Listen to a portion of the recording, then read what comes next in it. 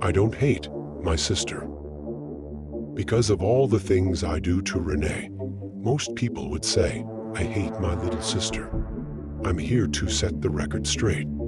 I didn't let Renee's cat out the back door because I hate her. Muffins is fine. I've been feeding him behind the shed. I don't flush Renee's medications before she takes them because I hate her. I was pretty panicked when I thought the toilet was going to clog, though. I didn't erase her biology essay because I hate her. She got to see the cute librarian she's crushing on anyway.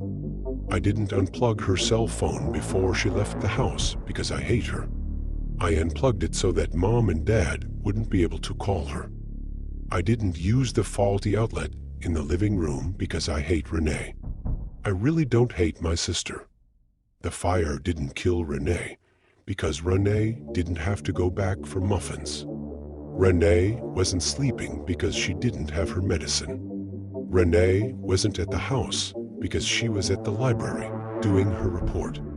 I didn't let our Mom and Dad die because I hate my little sister. I let them die so she wouldn't end up buried in the garden like me. Nobody wants to go near me anymore. Nobody wants to go near me anymore. People used to like me. They'd sit next to me on a park bench. They'd smile when they saw me. They were completely comfortable bringing their girlfriends and kids around me. Not anymore. Not since that awful murder. Now they cross the street to avoid me. And if they do look at me, it's only with a look of disgust. I wish I could tell them how sorry I was. Sure, nobody blames me.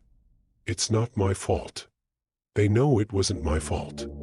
But now, they can't stand to even glance my way. I'm so lonely. God, what I would give to have someone sit down for lunch with me. I took all the little things like that for granted for so long. I had to watch him die.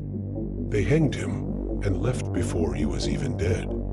I was the one that saw life leave his eyes, saw the pain and desperation on his face, and I couldn't do a thing to help him. Those terrified eyes will haunt me for the rest of my life. I wanted nothing more than to reach out and save him, point the police to the murderers, and see those awful men put in jail for the rest of their lives. But I couldn't. I never will be able to.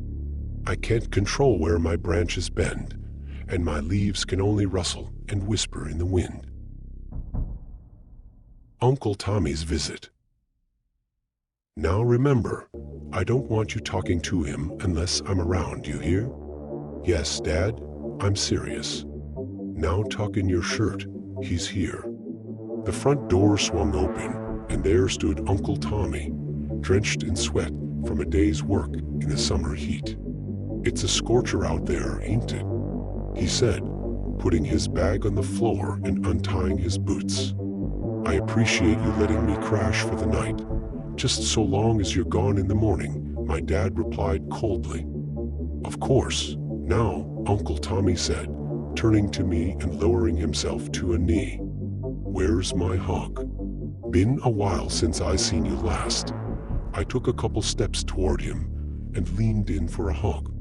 His tight embrace made me uncomfortable, and I let out a light whimper. Don't you know it's 100 degrees out there? He asked, tugging at my long sleeves. I haven't been outside today. I recited to him. Don't you have some chores to finish up? Dad interjected. I knew that was my cue to leave, so I shuffled off to my room. Later that night, I lay in bed, tossing and turning, unable to be comfortable, when I heard the thud of footsteps in the hallway outside my bedroom. After several long seconds of silence, the door opened quietly. The dark silhouette of a man entered the room, and the door closed again. For several more seconds, there was nothing but unrelenting silence. I might have thought I had dreamt it all if it weren't for the sound of a hushed breath being carefully released. I could feel him getting nearer. The warmth of another person in the room was unfamiliar at this hour. I was not prepared for this. I prayed he would go away, to even come back in the morning if he must. He reached down and touched me. He rolled me onto my stomach and lifted up my shirt. From the corner of my eye, I could see two things: the faint beam of a pocket flashlight and Uncle Tommy's eyes studying my bare skin. His rough fingers ran up and down my back. Suddenly, he got up and walked to the bedroom door and left.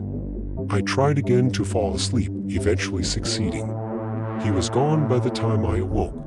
Around noon, the phone rang while my father was out. "Hello?" I answered. "Hey, buddy. Uncle Tommy?" "Yeah." "Your dad around?" "No, sir. Went to the store." "Good," he said, his voice a bit shaky. He was silent for a moment. "I'm calling about last night. I don't know if you were awake or not." I was. "Well, then I'll just get right to it.